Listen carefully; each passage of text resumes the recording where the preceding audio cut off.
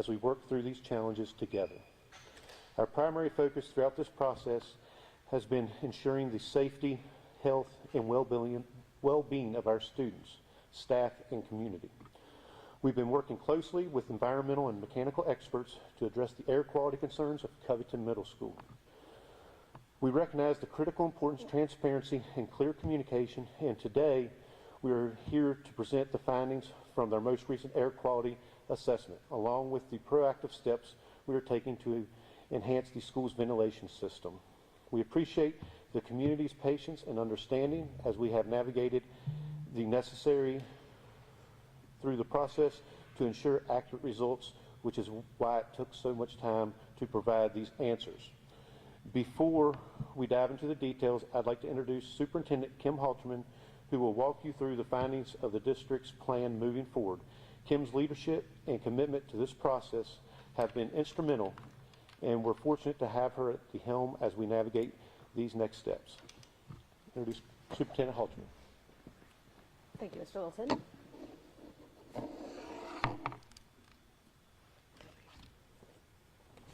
Thank you. Good morning, everyone. And again, we appreciate everyone being here with us this morning. I am Kim Halterman, Superintendent of Alleghany Highlands Public Schools, and I want to begin today in thankfulness to our community and acknowledge the frustration, uncertainty, and incredible challenge for all of us that this situation has certainly been. This has been disruptive to our students, families, and staff, and we appreciate everyone's patience while we have completed investigations.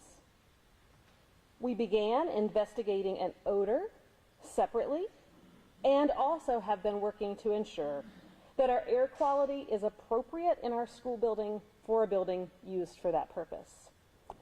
We're also committed to using what we have learned through this process and performing any improvements that we can. Approximately 36 hours ago, we received the results of an occupied building air quality assessment. This is our latest report. I'm glad that I have good news for you. After multiple rounds of testing and work with both environmental and technical specialists, we continue to feel confident that there is no carbon monoxide issue in Covington Middle School. This finding does align with previous findings, as indicated initially in partnership with the Virginia Department of Health and other partners. However, we are still aware of reports that there are elevated levels of carboxyhemoglobin in our community. We want to assure you that none of our subject matter experts have found any connection between those levels and the school. Excuse me. That said, we want to assure everyone that we remain diligent in continuing to monitor the situation at Covington Middle School. This latest report that we are bringing to you today identifies a ventilation issue to help us notice that we need to keep air flowing equally throughout the building.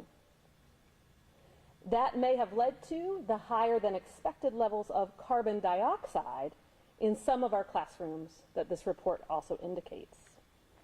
Several of these classrooms correspond to locations where individuals feel that they have detected an odor.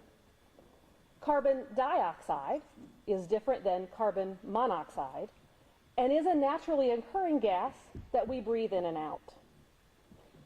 While the levels were higher than we would like, they are well below OSHA regulations that we must follow for our school buildings.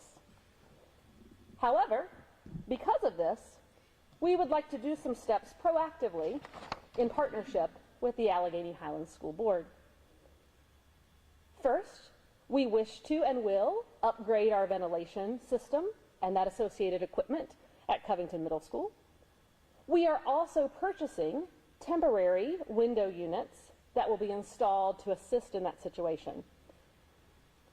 Following extensive investigations that have been ongoing, it continues to be true that we have not identified a safety issue that would require us to close the school. It is our intention to keep students in school for the remainder of the year. Unfortunately, we do not know the source of the original odor, but our subject matter experts have continued to remind us throughout this process that the odor originally detected was not the same as carbon monoxide or carbon dioxide. The odor investigation, however, has assisted us in identifying a ventilation need for improvement that we are in the process of correcting. At this time, I'd like to introduce one of our subject matter experts who is able to be with us today, and that's Mr. Chris Chapman. He is an environmental expert, and he'll be happy to address you today. Thank you. Thank you. My name is Chris Chapman. I'm Director of Industrial Hygiene for ECS Mid-Atlantic. And we did the investigations, 3 investigations. So the initial investigation after the reported incident, and what we did, our understanding, it was primarily a carbon monoxide issue.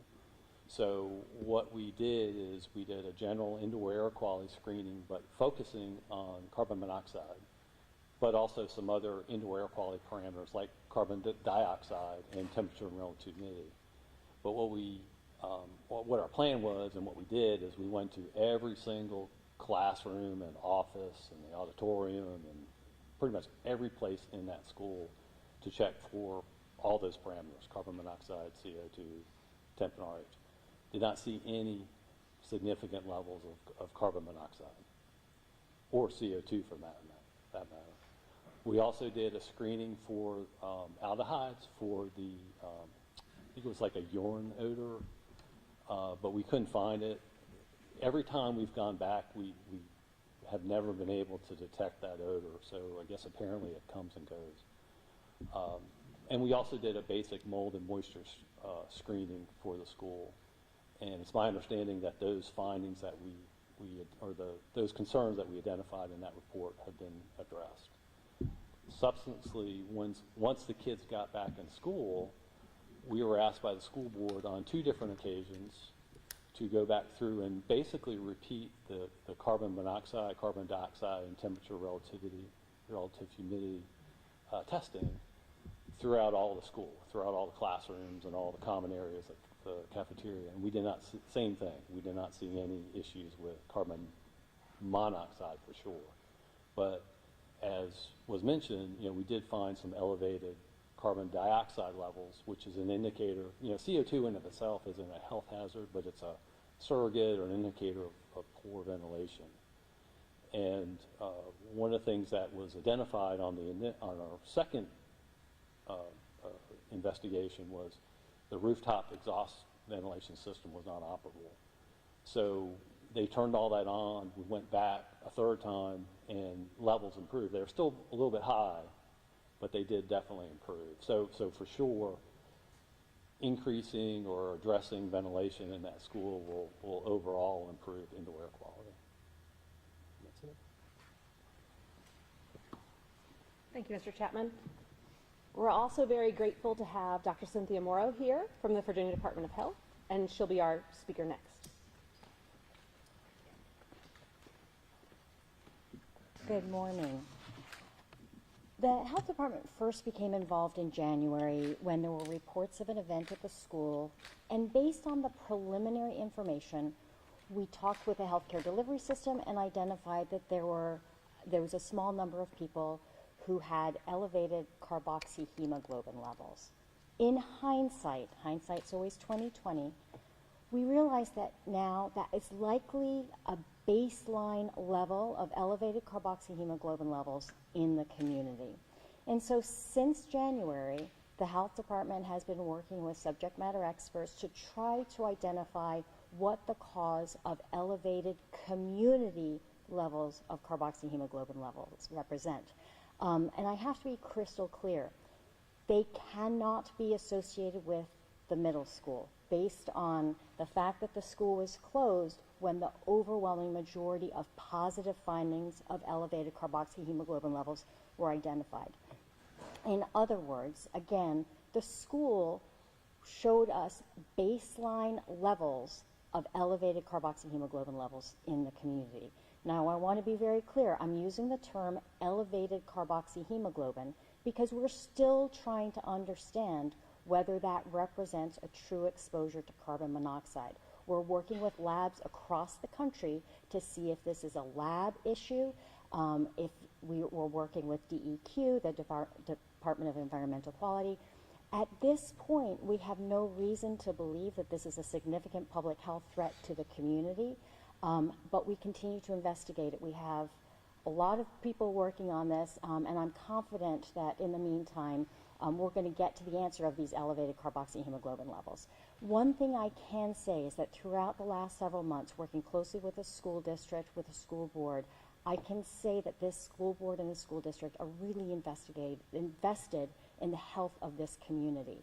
And because of that, they've hired a subject matter expert to really look at this indoor air quality issue. And I do think that we have identified that there is a ventilation issue, and I'm confident that the school board and the school will work to address that ventilation issue. That is separate and distinct from the community-wide elevated carboxyhemoglobin levels. And once more time, I want to say that we're talking about a lab finding, not necessarily a clinical finding. So I hope that that answers some questions, and thank you for having me here today.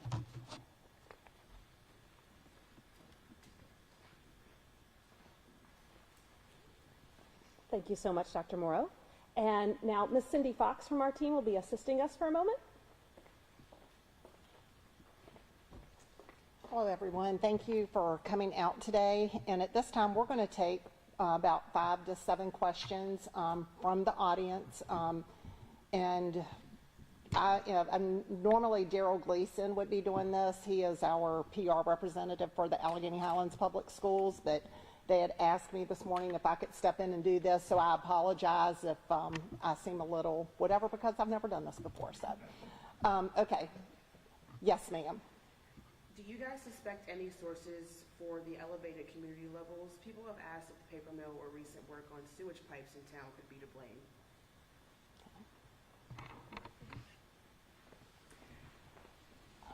In our work with the Department of Environmental Quality, we have been looking at potential community sources of elevated carboxyhemoglobin levels. So whether there's an environmental source of carbon monoxide that is contributing to this laboratory finding. At this point, looking at the EPA levels of the paper mill specifically, everything is well within the regulatory standards. We have not yet been able to identify any particular source. I do think that this is an important reminder of what the most common causes of a true carbon monoxide exposure are in individuals and families. And typically it's going to be wood burning stoves. Anything that burns, incomplete combustion is the source of carbon monoxide. And so we do think that it's critically important for people to remember that carbon monoxide is a silent, odorless killer. We hear stories about it all the time. We are not talking about that at a community-wide level. But we always, as a public health person, I want to make sure that people know that they should have carbon monoxide detectors installed. That's separate from what we're talking about. Carbon monoxide poisoning is separate from what we're talking about, which is an elevated carboxyhemoglobin level of undetermined significance. Okay. Any other questions? Yes. Have you guys thought about moving some of the middle school students to Covington Academy?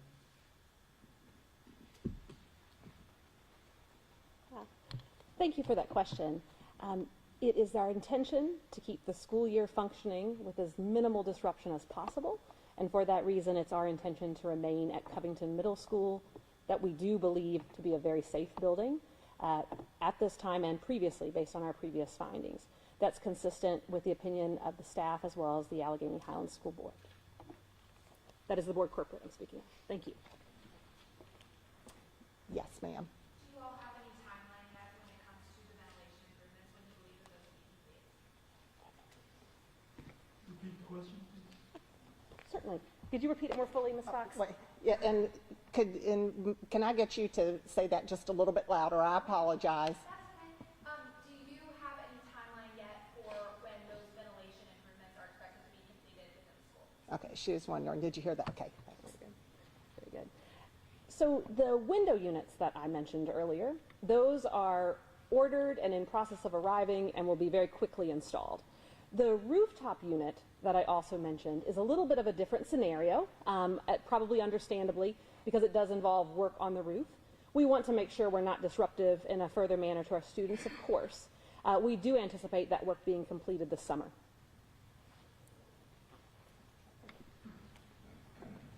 Cindy Gregory, Howard Highlands Media Group. Quick question for the school division. How many thousands of dollars have been spent thus far looking into the, air quality, the carbon monoxide, the carbon dioxide at Covington Middle School, and also for the upgrades? How many thousands of dollars? That is also a really helpful question. And the reality of the answer is we do not know at this time because we have been very focused on making sure that we do whatever is necessary, and I want to communicate that very clearly. Our school division, thanks to our school board's wise fiscal management, does have some reserves for these type of expenditures should they be necessary. But I do want to emphasize that there are costs associated with this process. So, Mr. Howard, you're very correct. There are costs. We have just believed very strongly in making sure that we do whatever is in our power to make certain that the school is safe and appropriate. Yes, sir. You had sent a release out a couple of weeks ago, or I apologize, after March 31st, about attendance dropping a little bit that week. Has attendance risen back to where it was before, and to where I believe you said that you had high attendance that those 2 weeks prior? So just making sure everyone heard that question. That question was about attendance at the school. So our attendance has been variable since reopening, and I want to emphasize that. And I do not have those concrete numbers in front of me, so I am speaking in general terms. The first week we were back in the building, our attendance was approximately normal to that time of the year in that building, because students have different attendance patterns based on illnesses and things of that nature that just happen to be in the community. A higher than usual number of students did not attend school following the odor on March 31st. And we're in the process of analyzing where those attendance numbers are at the very moment. We would like to encourage our students to be in school, certainly. We do, again, certainly understand the concerns that are present in the community, and this is a good juncture for me to remind everyone in the audience of our website that has been separately dedicated for this information and this process. It is CMS Incident, so just the initials for the school, then the word incident, no dots or dashes, .com. That website was also significantly updated at approximately 11 a.m. this morning. You'll find all the previous materials that were available on that website, but you'll also find the report we've been referencing and some updated answers to questions. We would like to reiterate to the community, we really appreciate when people use the form on the website to submit questions for us, because that is feeding our process of updating those frequently asked questions. That's helping us to operate efficiently and focus on our kiddos. It's also helping us get information the community needs to the community. Thank you. I have one more question. Yes, ma'am. We were told last month that you guys still didn't know how detectors weren't installed at CMS. It's been a little over 2 months. Do you guys know yet? If not, what's taking so long to figure that out?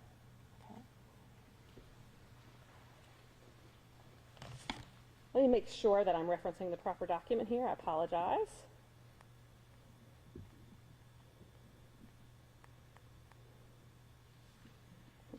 So the leading thing I want to assure is that there are carbon monoxide detectors in all of our buildings.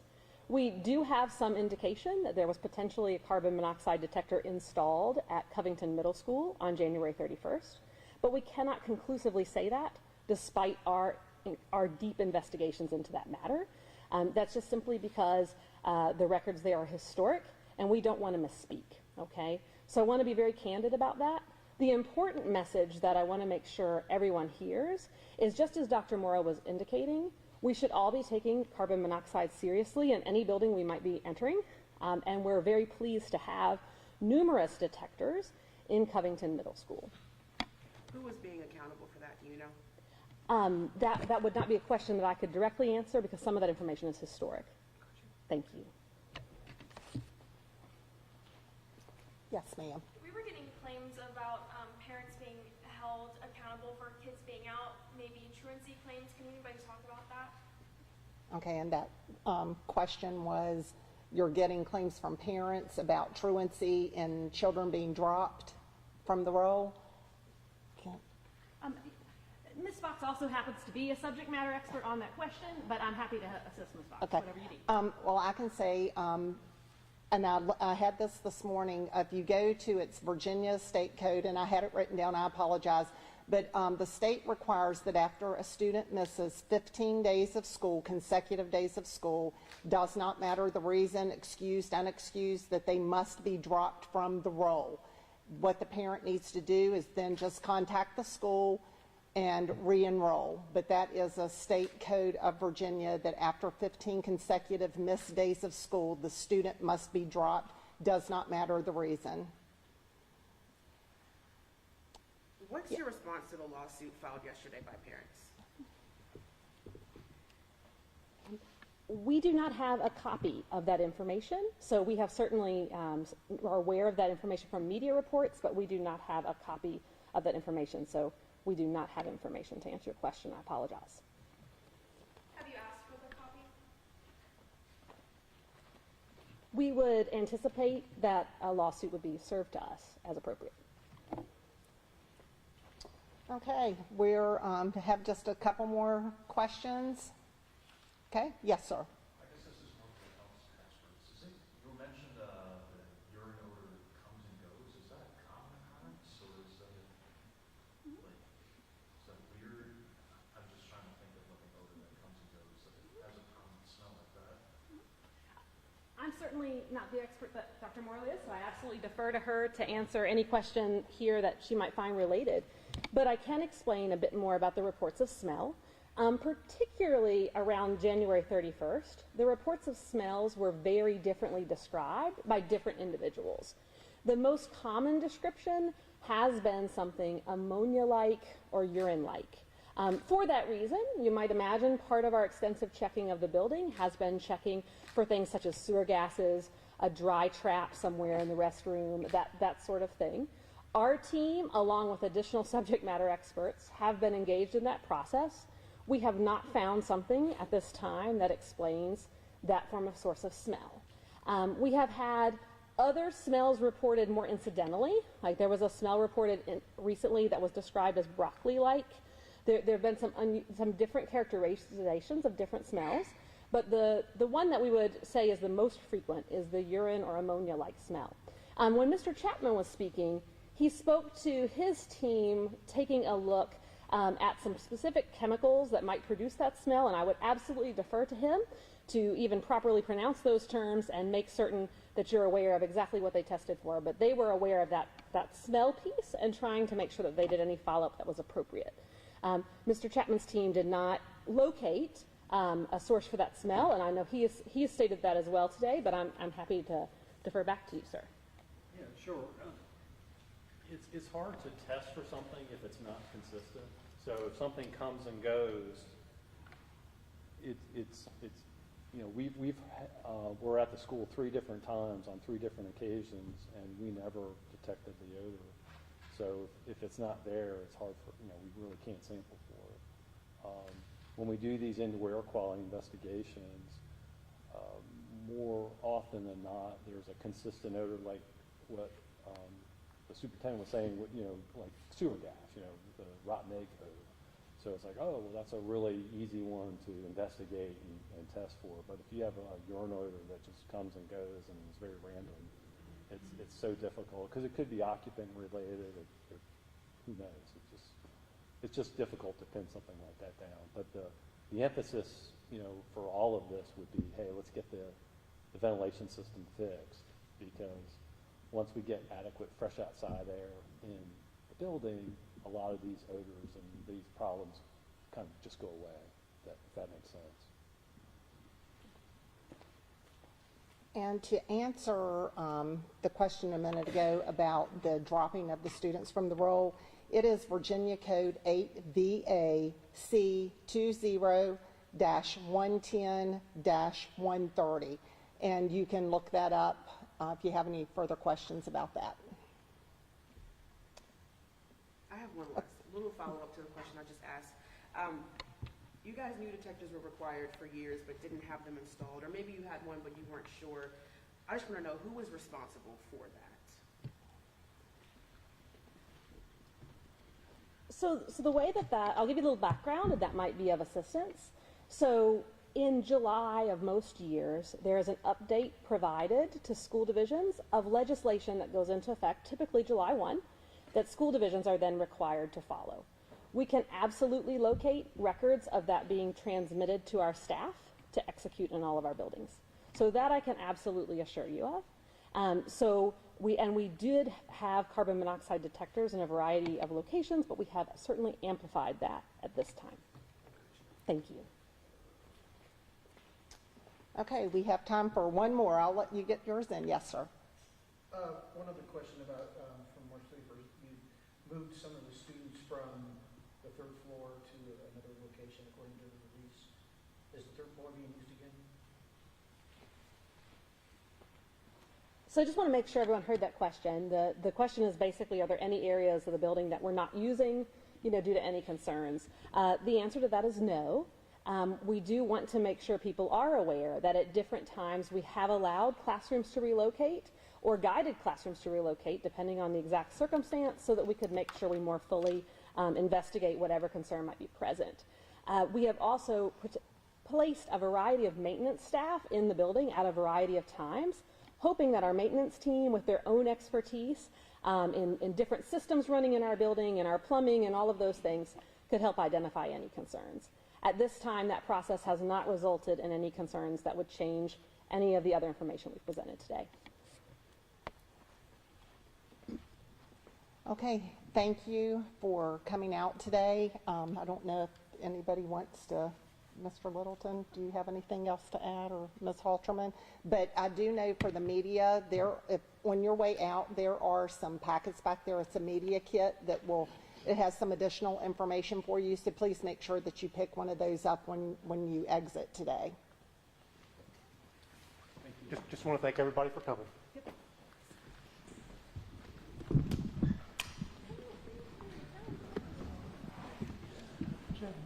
you.